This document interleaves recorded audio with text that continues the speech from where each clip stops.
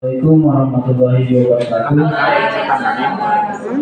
Mohon izin Bapak Ibu semuanya, saya menyampaikan diseminasi dan implementasi budaya positif yang saya sudah laksanakan di pendidikan guru penggerak angkatan 11, sehingga ini sebagai tugas akhir saya, aksi nyata saya di program guru penggerak. Bapak Ibu mungkin semuanya sudah pernah mendapatkan materi tentang budaya positif dari rekan-rekan CGP yang angkatan 10. Nah, di sini saya hanya memberikan ulasan mungkin sedikit, kita mereview kembali apa yang sudah kita laksanakan selama pembelajaran. Tetapi sebelum diseminasi ini kita laksanakan, ada informasi terkait dengan rapat hari Senin kemarin PGRI, bahwasannya untuk KTA PGRI harus apa ini? Digital. Menggunakan KTA digital. Jadi nanti kita akan coba buat tutorialnya, nanti Bapak Ibu kita bersama-sama di lain waktu untuk mempersiapkan. Yang penting siapkan foto dan KTP. Jadi seperti itu nanti untuk pembuatan KTA PGRI secara digital. Itu nanti kita sama-sama, tidak dari sekarang. Jadi ini hanya sekedar informasi awal. Baik Bapak Ibu, kita lanjut sebelum ke materi, tetapi kita ada ice breaking dulu tentunya. Nah ini ice breakingnya saya tidak narik-narik, tapi ini ada clue Bapak Ibu. Clue-nya ruang dan waktu. Siap, nyaman ini. Enak ini. Ruang dan waktu. Ingat clue-nya baik-baik, ruang dan waktu. Saya punya pertanyaan. Nanti pertanyaan seperti ini. Sekarang kita ada di ruang 6. Ya, kemudian kita akan loncat menyeberang 1 kali dan mundur 2 kali. Berada di ruang berapa kita? Ruang 6.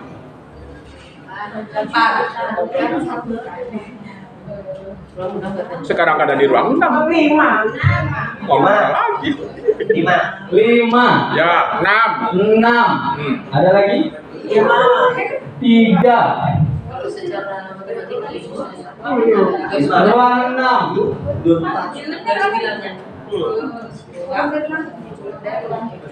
Kita ada di ruang 6. Menyeberang 1 kali, mundur 2 kali. Jawabannya adalah 10. Ya, betul. Tahu saya itu. Kita ulang. Biar Bapak Ibu semua paham. Kita ulang lagi. Kita ada di ruang 10. Mau katanya nih. Sekarang beda pertanyaan. Wah, ada bilang katanya diulang. Dibuka. Katanya diulang. Masalah tidak kurang sepuluh. Iya, karena kita mau ulang lagi pertanyaan dengan yang berbeda, tetapi punya tetap ruang dan waktu. Kita ada di ruang 10. Iya dah, jangan dah. Nanti jawabannya berapa tadi? Tadi 10. Sekarang kita ada di ruang 10. Kemudian kita nyebrang 1 kali. Ya. Dan mundur 2 kali lagi. Ada di ruang berapa sekarang? 12. 9. 20. 2. Ya? 2. Jawaban mobil benar.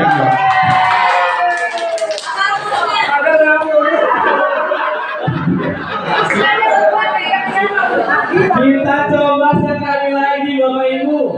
Ini hanya untuk membuat logika kita berjalan. Masih dalam clue ruang dan waktu. Kita ada di ruang 8 sekarang. Ya. Ruang 8, kita menyeberang 1 kali, maju 2 kali, 12. menyeberang lagi 1 kali. 12. Iya. Nyebrang lagi 1 kali. Nyapa sih, Bang? 8, nyebrang 1 kali, maju 2 kali, nyebrang 1 kali. Di ruang berapa sekarang? 12. Berapa? 10. Sama di ruang Ya, iya, tanya-tanya. Dia beri 10. 10. Ya, betul. Ya, betul. Oke, kita ulang lagi. Buangkan waktu. Udah. Kalau sudah tahu pasti tahu jawabannya. Iya, betul. Kita ulang lagi. Kita ada di ruang 1. Nah, Menyeberang 1 kali, ya, maju 3 kali. ya, betul pertanyaannya. 4. Ya, 4. kita ada di ruang 1. Menyeberang 1 kali, maju 3 kali. 3. Ya, 3. 3, 3 kali. maju 3 kali. 5, belum tepat.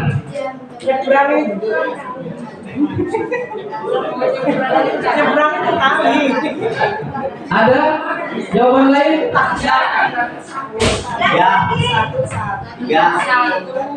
Dari 1 nyebrang 1 kali, maju 3 kali. Bukan.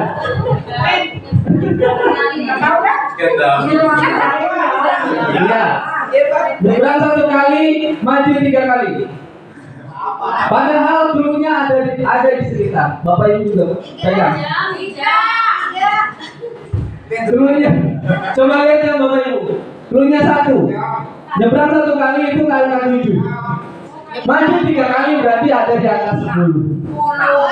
Kan ruang dan waktu. Jadi seperti itu ya. Jadi nyebrangnya seperti itu. Saya buka trik ya. Paham ya Bapak Ibu ya. Jadi ini bisa kita gunakan untuk membuat ya itu hanya sebatas untuk ice breaking kita hari ini. Semoga ini bermanfaat buat Bapak Ibu semua, dan kita memang harus membuat suasana kelas lebih menyenangkan. Ya, Seperti itu. bermanfaat. Kita lanjut Bapak Ibu. Ini ada suaranya muncul. Oh, yang itu ini. Yang waktu itu, rambut itu. Itu saya. Iya, siapa dulu itu Eka, Pak? Kok terlambat kamu? Lutut Pak. Ya Allah, itu bisa iya tuh. Si ambu jajan. Kamu bagaimana ini? Guru yang mana?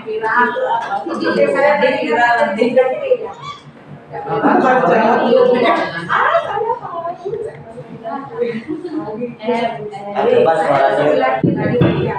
Fitra Binti lutut aja Pak. Apa restitusi kaya Kak? Restitusi. Tadi apa Kak? Didupi kau di Kemarin guys, menang guys. Soalnya mau di Menang guys. soalnya mau di Iya.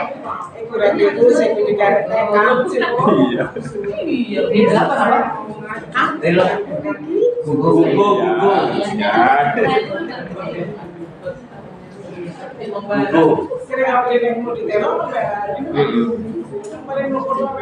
Iya. Ayo sip. Guys.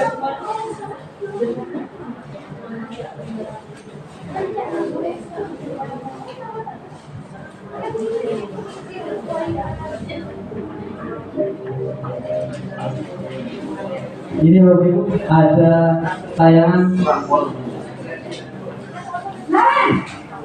Aduh.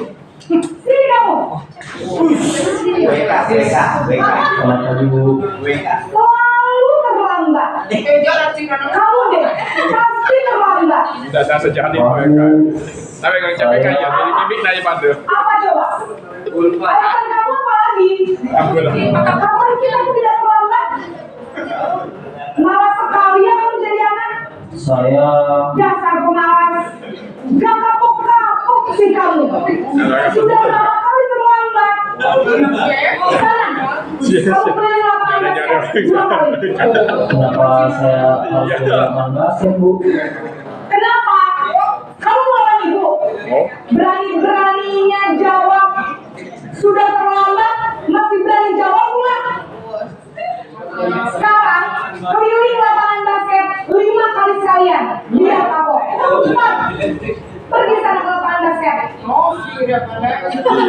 Iya. iya. Dari video barusan Bapak Ibu bisa menanggapi satu orang apa yang terjadi pada peran sebagai apa ataupun bagaimana sikap kita, apakah kita pernah melakukan seperti itu? Silakan satu tanggapan mungkin Bapak Ibu.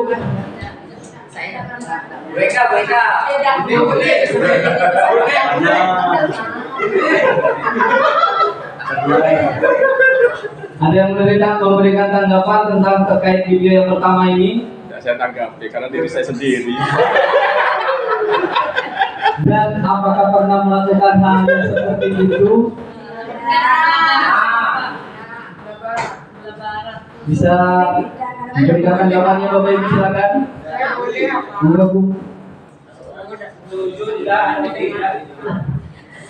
Kalau menurut saya posisi guru tersebut menurut saya yang kurang memahami keadaan siswa ya Pak. Kalau terlambat seperti itu ya ditanyakan dulu menurut saya. Insya Allah saya selama 36 tahun ngajar tidak pernah posisinya seperti itu. Tidak pernah memarahi anak. Dan kalau ada yang misalnya bersalah, misalnya insya Allah saya datangi, kemudian apa kesulitan mereka, apa hambatan mereka, kok seperti salah satunya itu misalnya terlambat atau mungkin tidak mengerjakan tugas dan sebagainya. Itu menurut saya Pak, posisinya itu kurang memahami tentang keberadaan siswa. Terima kasih. Terima kasih Bu Sun. Yang dikatakan Bu Sun memang sepakat, kita memang tidak sebagai guru tidak seperti itu. Jadi video yang lainnya nanti ya.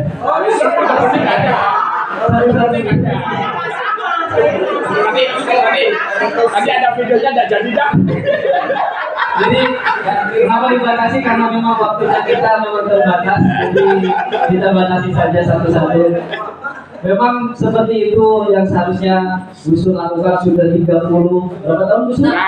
36 tahun belum sama sekali melakukan ini, yang memang luar biasa. Memang sebagai tauladan yang harus kita tiru dari sosok Bu Sun sehingga kita bisa lebih baik lagi. Berarti Kemudian, saya 30 tahun melakukan seperti itu. 6 tahun. posisi video seperti ini adalah sebagai penghukum. Jadi penghukum. Mari kita lanjutkan ke video yang selanjutnya. Ini masih sama orangnya. Oi, Pak Guru Setong Ria. Ada kone. Jawaban dia. Naren, kamu kenapa terlambat lagi nak? Ya Tuhan Naren, Tuhan kamu Naren. senang ya bikin itu saya? Kalau kamu terlambat lagi, Tidak jadi. Nah, disangka ibu tidak bisa membina kamu.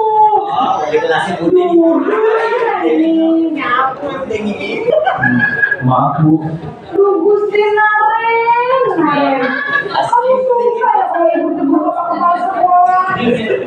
Terus, sekarang ibu harus tulis apa yang di buku absen? Ini kamu sudah sering terlambat loh. Ibu harus apa coba? Maaf Bu. Maaf sekali. Ya sudah, lain kali jangan bikin ibu kesal lagi ya nak ya. Ibu tidak akan kuat lagi kalau kamu gini terus. Bisa jantungan kalau ibu. Sana cepat, kelas. Mari. Maaf ya Bu. Maaf sekali. Budi. Sekarang tanggapan untuk video sekarang, silakan Budi. Ya sudah saya tanggap saya itu. Terima kasih, saya juga lebih dari 35 tahun jadi guru, tapi saya pernah melakukan itu. Jadi saya lihat kondisi saya. Jadi kadang kayak saya lagi senewen, udah dapat dari rumah, udah gitu langsung seperti itu ya udah langsung mereka. Tapi lama-lama ya malu juga ke anak-anak. Oh iya, kok ya. Ada satu cerita yang menurut saya itu titik balik saya. Ada mulai namanya Jauh Hari apa sih? Ya Jauh Hari. Dia itu ternyata jadi satpam. Jadi kalau malam itu dia satpam buat cari uang di perumahan.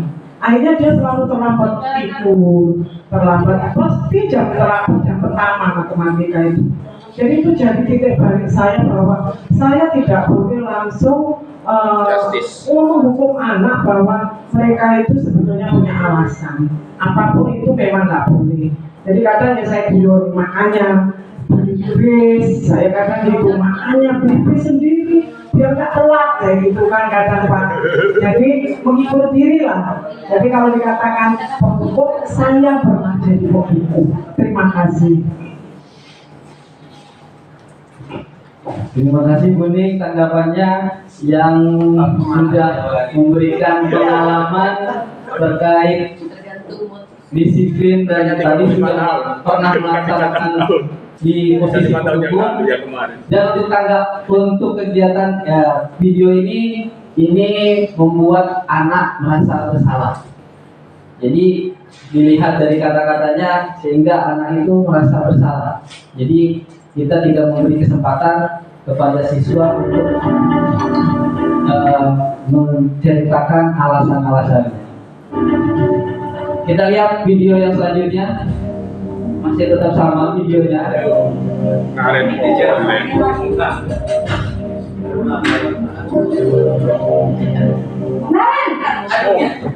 Ulpa setia ulpa.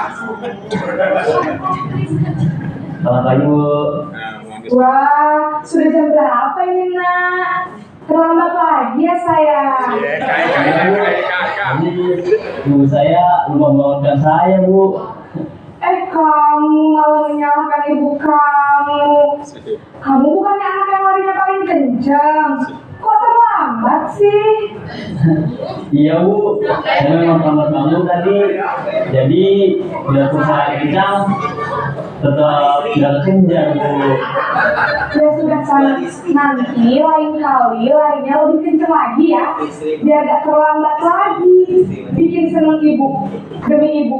Bisa kan? Bisa lah Bu. Ya sudah sana masuk kelas. Ibu beresin urusan absen kamu.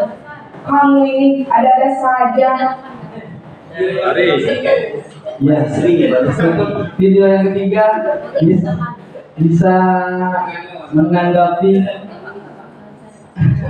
Bapak Ibu. Siapa ini yang pernah melakukan seperti ini mungkin bisa menanggapi. Malam buat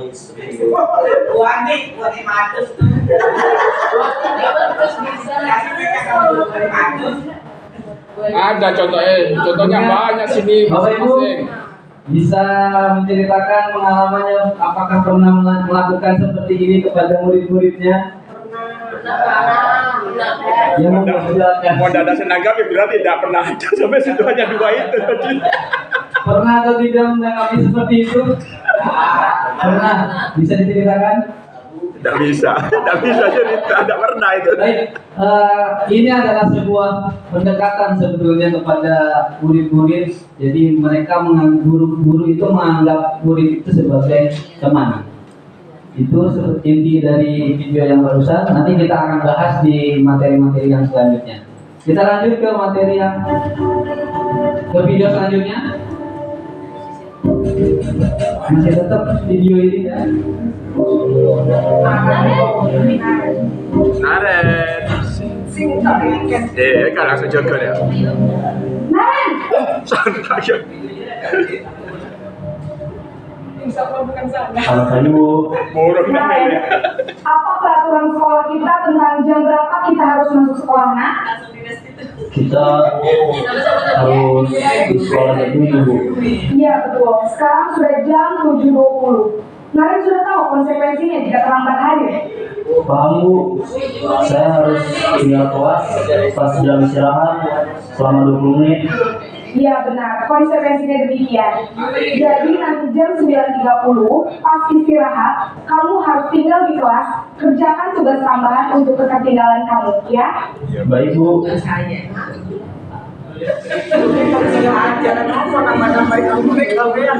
Ya, kalau ini posisinya sebagai pemantau atau monitor, ini ada konsekuensi. Bedanya dengan yang lain, yang tadi. Ya, itu Bapak Ibu.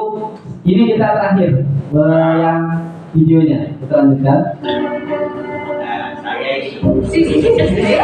Punya semele dia. Nilai yang bagus. Gila guru Naren. Aduh, kesan. Jadi seru anak-anak. Balik Selamat pagi Bu. Selamat pagi Naren. Maaf Bu, saya terlambat.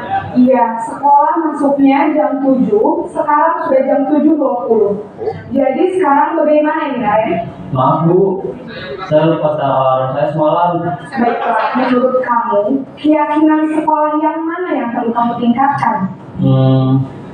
Menghargai diri sendiri dan orang lain mungkin ya Bu. Setuju. Jadi, apakah Naren meyakini prinsip saling menghormati tersebut? Iya Bu, saya meyakininya. Apakah Naren bersedia memperbaiki masalah keterlambatan ini? Bersedia Bu. Bagaimana kamu akan perbaiki masalah keterlambatan ini?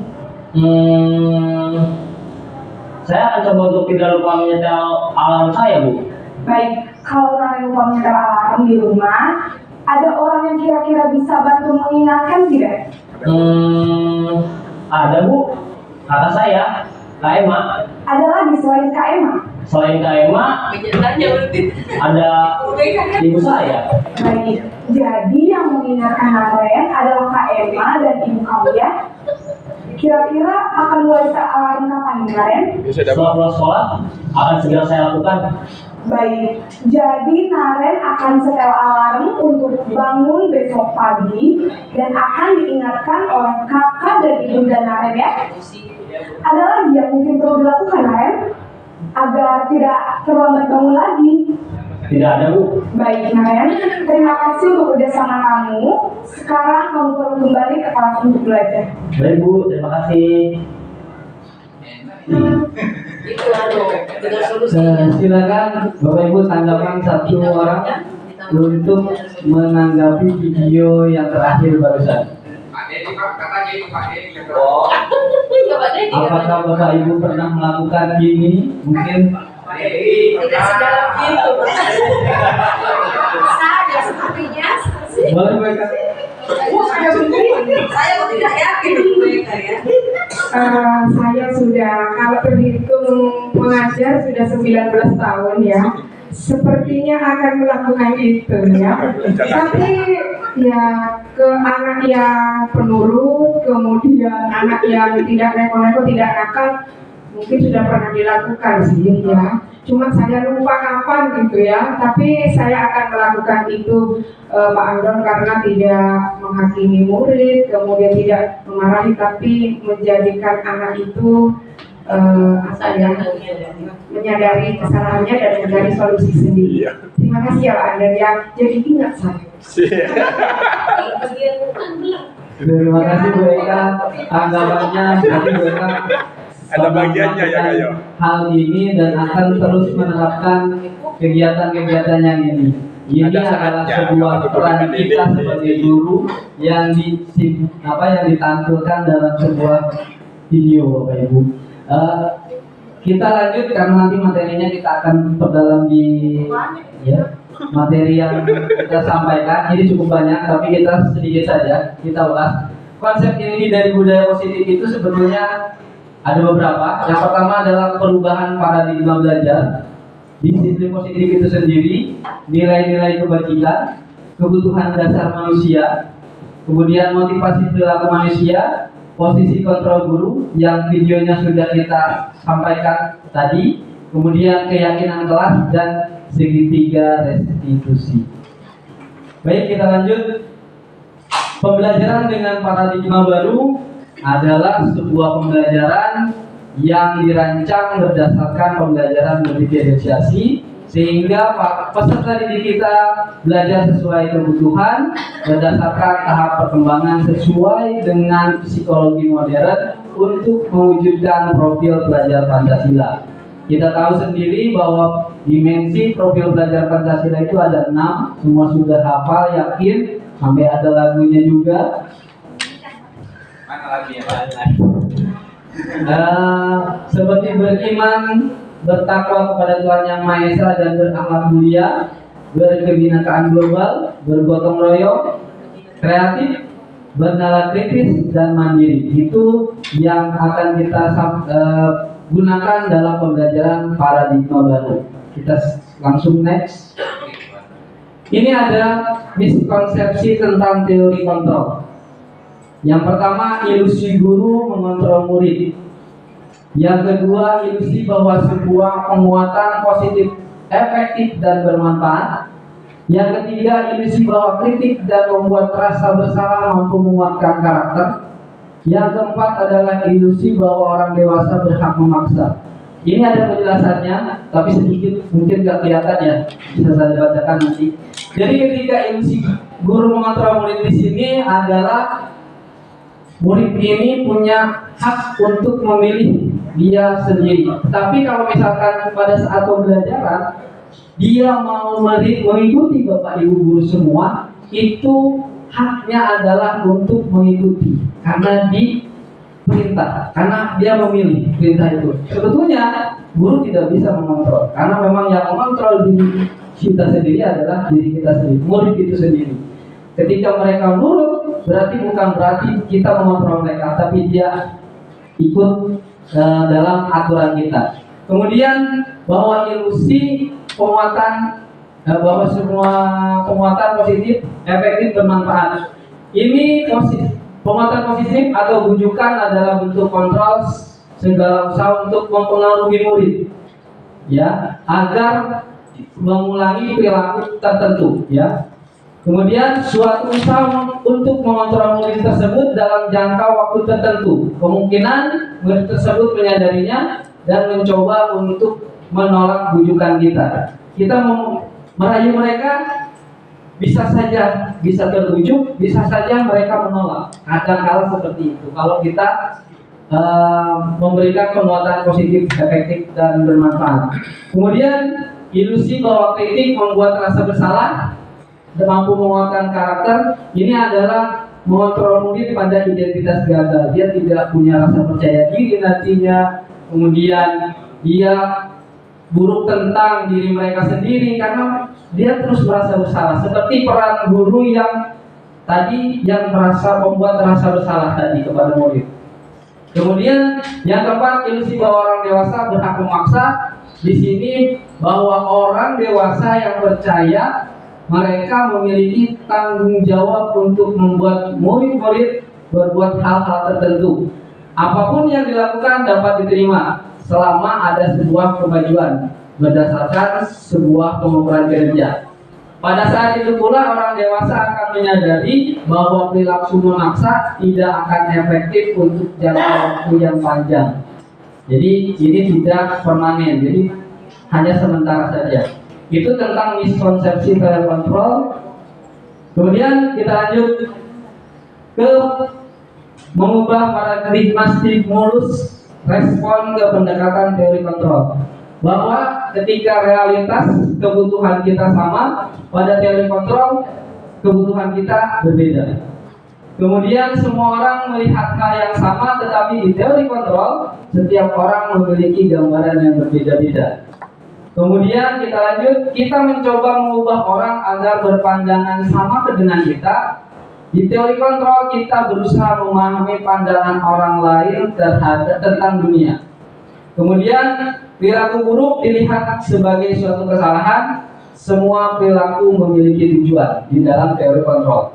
Orang lain bisa mengontrol saya, tetapi di teori kontrol hanya Anda yang bisa mengontrol diri Anda. Tadi, ketika siswa sendiri itu yang mengontrol adalah siswanya. Kemudian saya bisa mengontrol orang orang lain. Dalam teori kontrol, kita tidak bisa mengontrol orang lain. Kemudian pemaksaan ada pada saat rujukan gagal. Yang ada di teori kontrol adalah kolaborasi dan konsensus menciptakan pilihan-pilihan baru. Seperti tadi ada pilihan-pilihan lainnya. Kemudian kalau di stimulus respon adalah berpikir menang kalah. Kalau di teori kontrol berpikir menang-menang, jadi tidak ada yang kalah. Seperti itu. Kita ke disiplin positif, Bapak Ibu, sedikit. Disiplin ini berasal dari kata disiplina yang berarti belajar. Disiplin mengacu pada disiplin diri yang memiliki tanggung jawab terhadap apa yang dilakukan berdasarkan nilai-nilai yang diyakini. Kemudian disiplin merupakan salah satu cara penerapan disiplin yang bertujuan untuk menumbuhkan kesadaran serta memberdayakan peserta didik tanpa imbalan, penghargaan, ancaman, atau hukuman. Kemudian sebagai pendidik, tujuan kita adalah menciptakan peserta didik yang memiliki disiplin diri sehingga mereka berperilaku mengacu pada nilai-nilai kebajikan universal yang memiliki motivasi intrinsik dalam perilaku ke arah yang lebih baik. Nanti kita akan bahas semuanya di nilai-nilai kebajikan. Bapak Ibu, ini nilai-nilai kebajikan banyak sekali. Ada yang nilai-nilai kebajikan dari profil pelajar Pancasila yang ke-6 tadi.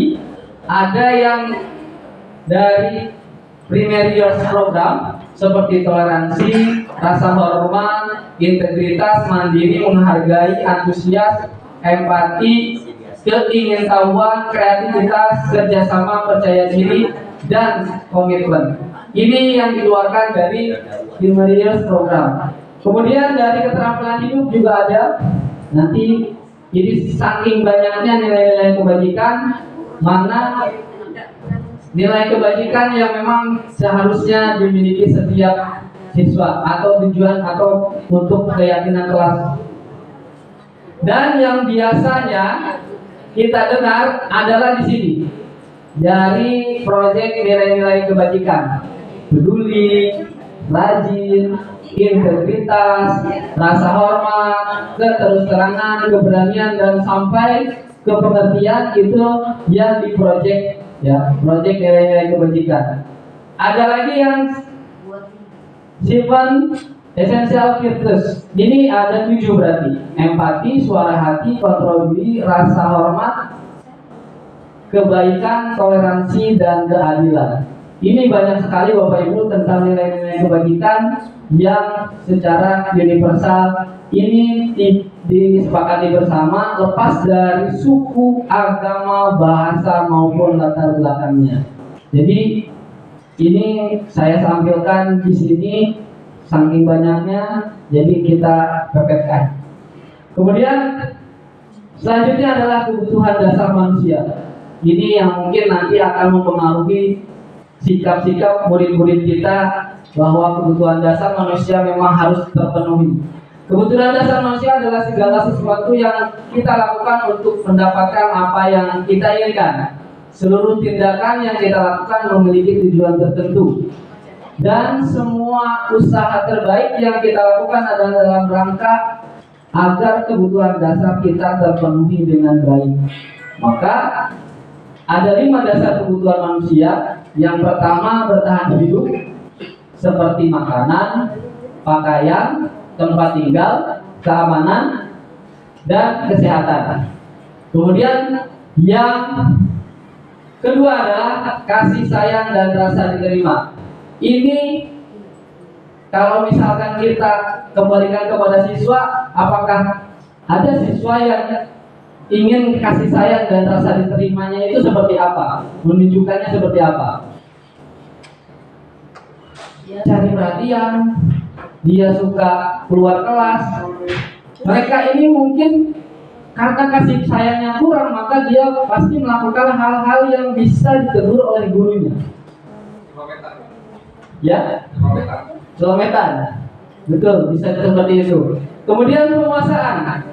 Di sini harga diri, keinginan untuk dianggap, memimpin, berprestasi, dan diakui. Dan ada siswa memang yang ingin diakui. Berarti pada kebutuhan dasar manusia penguasaan itu harus terpenuhi. Kemudian kebebasan. Jelas di sini siswa pasti ingin bebas segala sesuatunya. Karena dia ingin memiliki pilihan, mencoba hal baru dan mampu mengendalikan arah dirinya. Ini kebebasan. Kebebasan dalam artian kalau anak-anak menyebutkannya dengan bebas, tetapi padahal kebebasan di sini adalah mencoba hal baru untuk mampu mengendalikan arah dirinya yang lebih baik. Kemudian kesenangan, ini bermain, humor, antusiasme dan tertawa. Jadi 5 kebutuhan dasar ini yang bisa membuat perilaku siswa itu berbeda-beda. Kadang ada siswa yang memang dia butuh rasa kasih sayang sehingga tidak ada kasih sayang di rumah, sehingga dia mencarinya di sekolah. Dengan segala apapun caranya tadi, yang penting tujuannya tercapai. Kadang ada yang tidak dihargai, apapun sarannya tidak kita dengar. Jadi ini kebutuhan-kebutuhan dasar manusia yang memang bukan murid saja, tetapi kita juga pasti membutuhkannya. Silakan Beka. Oh lupa ya. Kalau mau tanya silakan. Begini Pak Anton, beberapa hari yang lalu saya itu ada seorang siswa ya. Saya tidak tahu itu yang mana yang cocok gitu ya. Apakah dia ingin penguasaan atau kesenangan, apa kasih sayang dan rasa diterima itu mohon arahannya ya, karena saya belum jelas ini. Siswa ini ternyata terlalu sensitif ketika ada pembelajaran, kemudian sampai dia mengadu kepada orang tua. Kemudian orang tua datang ke sekolah. Apakah itu juga bentuk rasa ingin diterima atau dipedulikan dan sebagainya? Apakah juga merupakan suatu penguasaan? Apa kesenangan gitu Pak? Gimana itu Pak? Dan saya sebagai guru harus bagaimana gitu? Tapi itu berkali-kali ya melakukannya. Terima kasih. Saya bertanya. Ya, terima kasih Bu Eka. Yang dilakukan siswa itu adalah mencari kebutuhan yang kalau dilihat dari kronologisnya itu pengen diakui di kelas itu. Seperti apa dia di kelas, biasanya dikucilkan teman-temannya, sehingga sensitif. Jadi kalau misalkan dikucilkan, ya pasti sensitif hawanya. Ketika diberikan segala sesuatu pasti marah-marah, karena memang dia ingin diakui keberadaannya di kelas itu. Sehingga bagaimana caranya? Coba diberikan sebuah motivasi ataupun diberikan keleluasaan dia untuk menceritakan apa yang dia inginkan di kelas itu. Mungkin selama ini dia itu sudah memberikan saran, kelasnya seperti ini, tapi tidak didengar sama teman-temannya. Bisa saja seperti itu.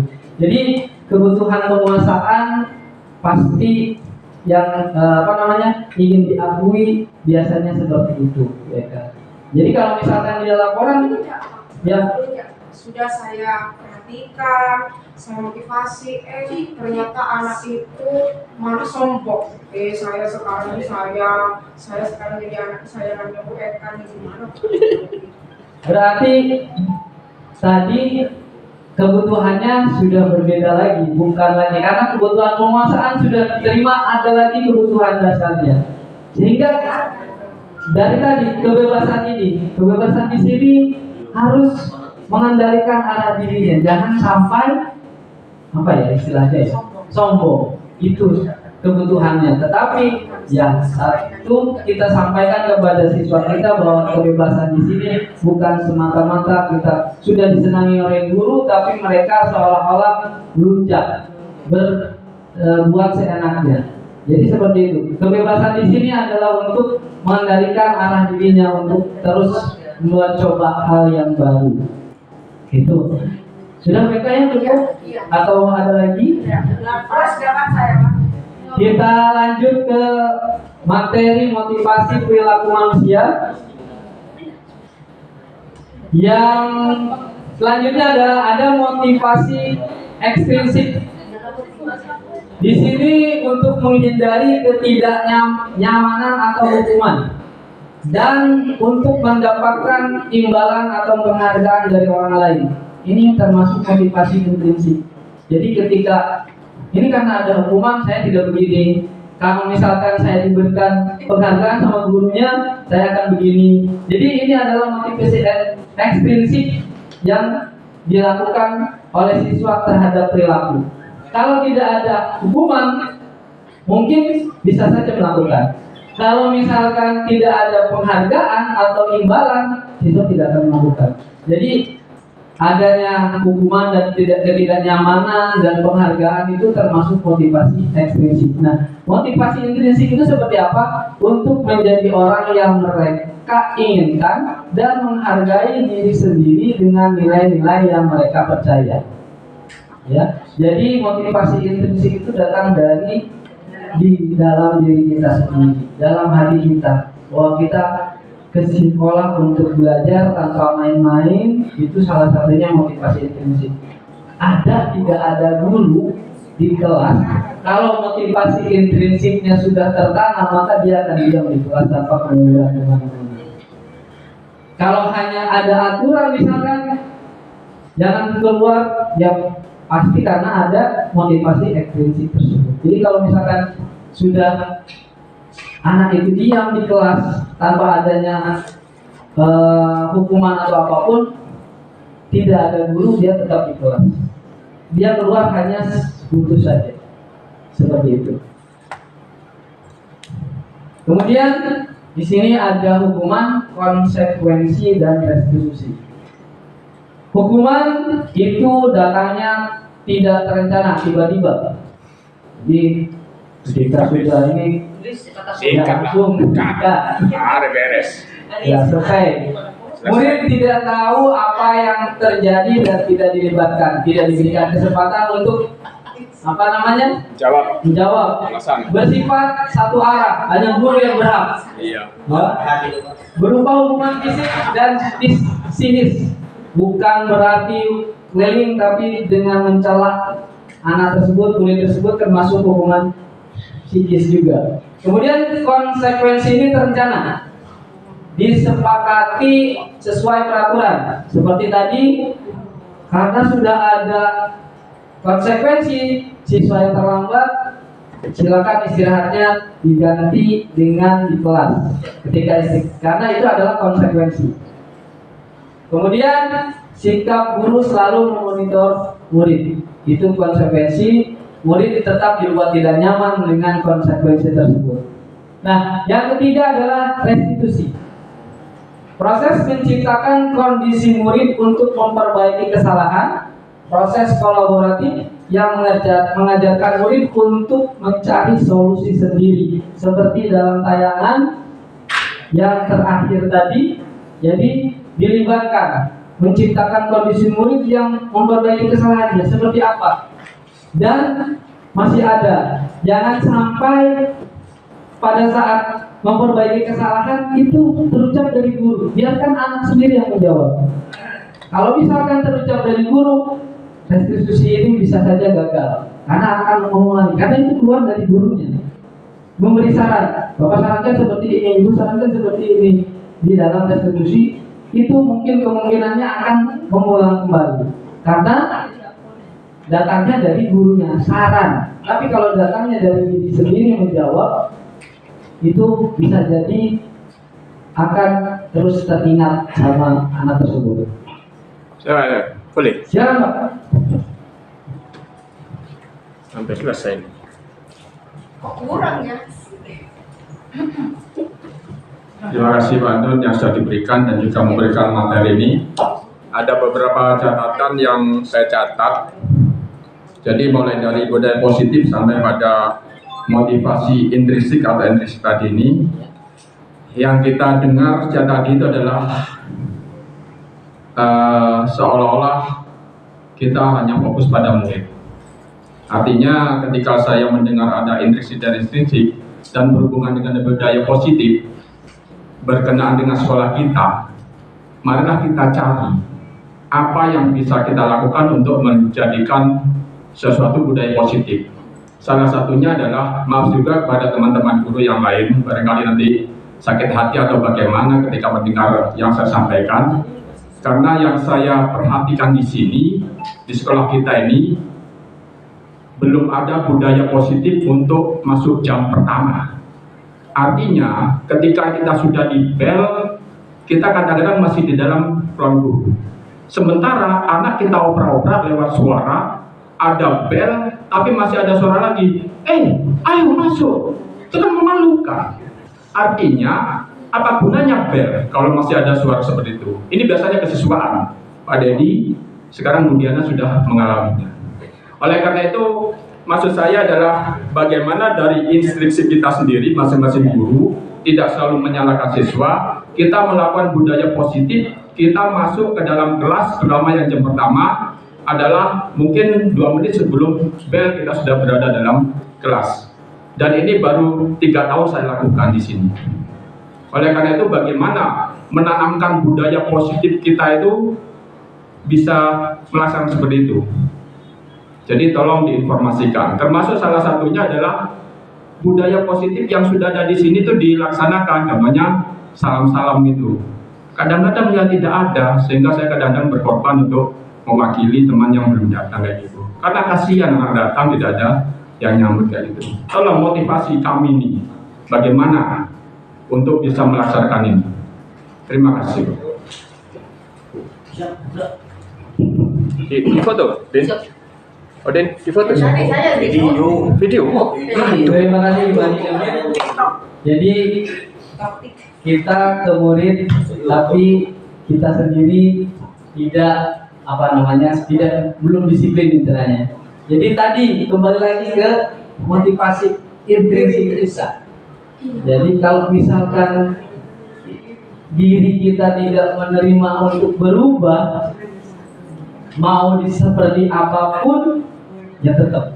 Jadi mulai dari diri, bagaimana kita mampu mengendalikan, ya tadi, kalau memang tanggung jawabnya masuk jam ke-1 ya langsung masuk seperti itu. Jadi dimulainya, kalau misalkan dari kepala sekolah memberikan instruksi, mungkin hanya sebatas sekali, tapi kita sama-sama mulai dari diri sendiri, jangan sampai ada kejadian-kejadian yang tidak diinginkan. Saya memulai dengan menghargai diri sendiri saya. Betul. Wah, saya ini kan Maaf ya, saya lagi. Betul. Ya, saya memulainya dengan menghargai diri sendiri. Oh, saya ini guru. Saya dicontoh dengan murid saya. Gitu, Pak. Ya meskipun kadang terlambat 5 menit gitu. 5 menit kalau dulu itu 10 menit. Ya. 5 menit. Ada perubahan dah. Ya, ada perubahan ya. Tapi ya saya menghargai diri sendiri, memulai dari diri sendiri juga. Takut anak-anak langsung bilang ini Bu Eka aja terlambat, kenapa saya tidak boleh, takut gitu. Jadi mungkin dengan cara menghargai diri sendiri dulu. Ya, mereka menghargai diri sendiri. Saya pun, ya jujur saya pun kalau tiap pagi pasti terlambat. Saya jujur ya, aku memang terlambat. Posisinya saya posisi dari situ pondok tapi tidak menjadikan alasan saya terus berusaha untuk pagi ke sini, tetapi apalagi kalau misalkan ada kejadian di jalan yang tidak bisa jadi salah satunya seperti itu. Jadi ini yang salah satunya menghargai diri sendiri yang tadi dikatakan mereka, kita mulai dari diri sendiri. Dengan menghargai diri kita bisa berubah jadi seperti itu Pak Jamil. Ya, untuk teman-teman yang menentukan seperti yang disarankan bahwa kembali kepada individu masing-masing, bahwa teori kontrol kita tidak bisa mengontrol orang lain, hanya diri kita sendiri yang mengontrol. Seperti itu, kita kembalikan lagi. Pak, saya lagi ya Pak. Ya. Benar. Yang Tapi menangani, gini Pak, yang menangani siswa mesti merasakan. saya itu berangkat dari ekstensi dulu. Ya. Saya di Tegur. ya itu dari kok bisa nih Pak berangkat jam segini harusnya lebih pagi. Nah dari itu saya belajar dari ekstensi dulu, Iya, iya. akhirnya jadi intrinsik. Iya. Iya ya, saya harus menghargai diri sendiri. Berarti kalau belum menanamkan budaya positif masih terlambat, tidak menghargai dirinya sendiri Pak. Bisa apa ya? Iya, itu salah satunya. Terima kasih. Itu jawaban yang sangat luar biasa. Sehingga memang disiplin positif ini bukan semata-mata kepada murid, tapi pada guru atau diri sendiri. Silakan Pak Ferry dari belakang. Itu Pak Firman. Ya. Pak Ferry. Terima kasih. Iya, sebentar juga. Artinya penguatan saja. Saya tertarik dengan apa yang disampaikan Bu Eka. Ini kembali ke materinya Pak Andon tadi tentang budaya positif. Bercerita tentang motivasi intrinsik yang di dalamnya itu berisi bahwa kita kepada siswa itu harus memotivasi intrinsik yang mana tidak ada anak itu ada penghargaan atau punishment, ya kan? Budaya intrinsik itu kembali kepada kasus yang Bu Eka tadi, bahwa ada seorang anak yang harus mendapatkan perhatian khusus. Itu apakah bagian dari sebuah penghargaan yang diberikan kita kepada seorang siswa sehingga nanti akan terbentur dengan motivasi intrinsik yang sudah diberikan? Bagaimana penjelasannya? Terima kasih. Enggak tahu anak istri sih dari mana kan? Terima kasih Pak Ferry. Jadi kalau misalkan tadi dari ekstrinsik menjadi intrinsik, kemudian perlakuan siswa murid yang dispesialkan oleh guru itu bisa membuat berpengaruh muncul kepada siswa lain, kok itu dispesialkan ataupun saya kok tidak. Itu salah satu mungkin kegagalan, maka kita harus segera menghentikan itu karena memang, tapi bisa jadi anak itu membutuhkan kita. Hanya saja kita harus memberikan penjelasan kenapa saya melakukan hal ini, karena dukungan secara motivasi masih perlu kita lakukan kepada anak ini. Seperti itu. Jadi tidak semata-mata kita sampaikan kepada peserta didik kita, saya tidak semata-mata terus ke A karena memang ini membutuhkan. Tapi kalau misalkan semuanya sama, jadi sifatnya sama keseluruhan, tetapi kalau misalkan mereka si A ini sudah mulai baik sikapnya ataupun disiplinnya, maka sudah kita samakan semuanya. Jadi hanya untuk meningkatkan kedisiplinan anak itu diberikan perhatian khusus. Itu salah satunya Pak Ferry. Terima kasih. Baik Bapak Ibu, kita lanjutkan. Sudah mau hampir selesai. Tadi posisi kontrol ini tidak akan terlalu banyak karena memang sudah dilihatkan videonya. Ada yang penghukum, ada pembuat merasa bersalah, ada pemantau, ada teman, dan ada manajer. Jadi penghukum ini seperti hormat pada bendera selama 1 jam. Kemudian pemantau ini, kamu sudah melanggar peraturan sekolah, kamu tahu konsekuensinya. Setelah upacara, kamu beli atributnya di koperasi, jangan diulangi lagi. Jadi ini kasusnya siswa tidak memakai atribut lengkap saat upacara bendera. Kalau pembuat merasa bersalah, seperti ini, Taruh di atas panggung. guru memberitahu kamu selalu saja mengecewakan. Teman, ayo dong, ada bujukan. Jadi seperti itu. Kemudian manajer ini memberikan umpan balik pertanyaan kepada siswa bahwa kamu harus seperti apa, kira-kira bagaimana kamu memperbaiki kesalahan kamu. Jadi langsung, kalau pemantau ini langsung, kalau ini ada beberapa pertanyaan. Baik Bapak Ibu. Enggak, Udah, selesai. Ini posisi kontrol apakah? Saya kecewa sekali dengan kamu. Salah. Ya. Membuat merasa bersalah. Kemudian kamu tidak pernah benar melakukannya. Termasuk posisi apa ini? Ini penghukum. Ya, Pak Udin. Udin. Kemudian apa rencanamu untuk menyelesaikan masalah ini? Restitusi. Manajer. Ada film manajer kita ada. Kemudian ayolah lakukan demi Bapak Ibu dulu ya sebagai teman. Kemudian kamu tidak pernah mendapatkan nilai jika tidak mengerjakan tugas.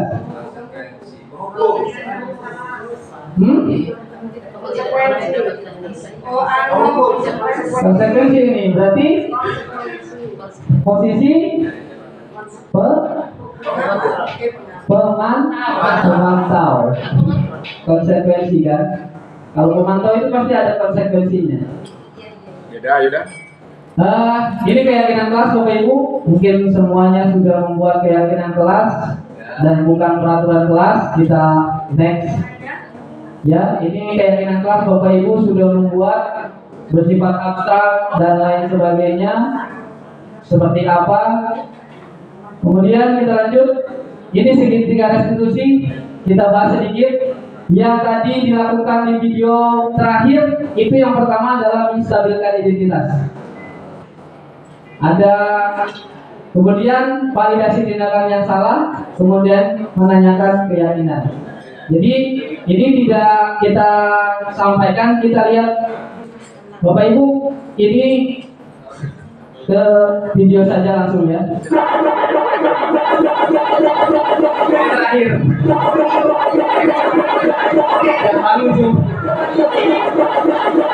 Jadi ini ada skenario kasus yang sudah saya buat. Ya. Kasusnya ketika di lab komputer, skenarionya ada anak yang mengganggu temannya sehingga temannya membuat berbicara kotor. Berarti di situ ada dua kasus. Yang pertama teman yang diganggu, yang kedua teman yang mengganggu. Kita lihat. Mana lagi?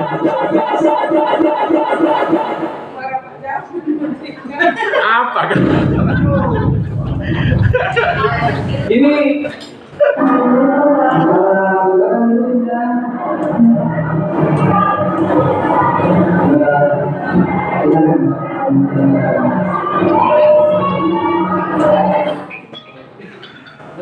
Ya, serambu dah. Siapa nelpon? Ada. HP-nya situ. Bunyi yang ada sejelek itu suaranya.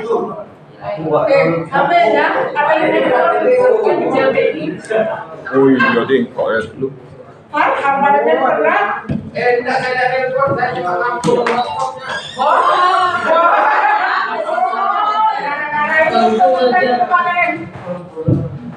Dihukum dia, dihukum. Kita tanyakan dulu apa? Dihukum aja. Iya, tahu.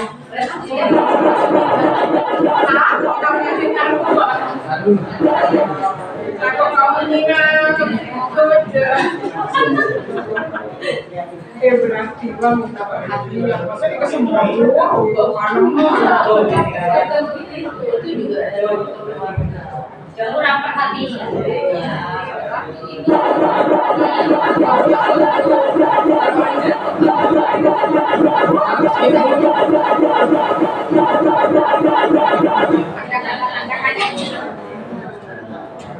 Kita dari atas video lah. Video nama mana kita mau. ini nggak mau diputar kayak aku. Ya.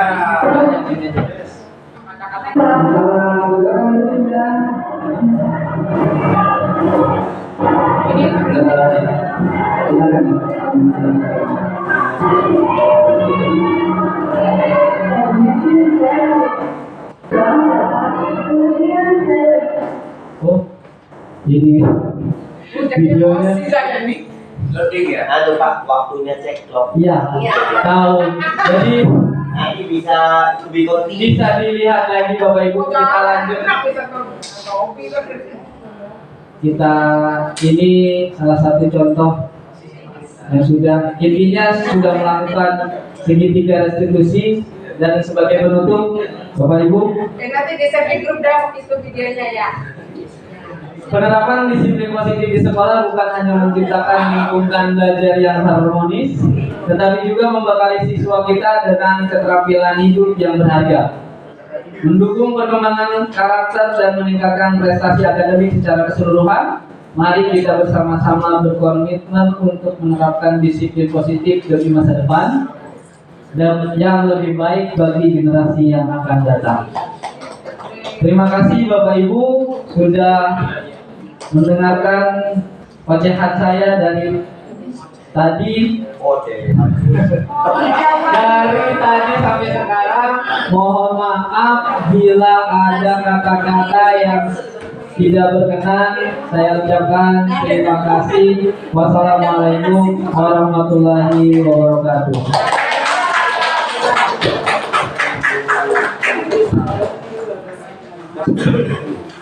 Langsung sih lo. Bisa di Ya, nggak bisa. Kan nggak bisa sih aku kerja apa-apa nggak bisa kayak Ada yang mau sih ada tinggal tinggal 4 ini.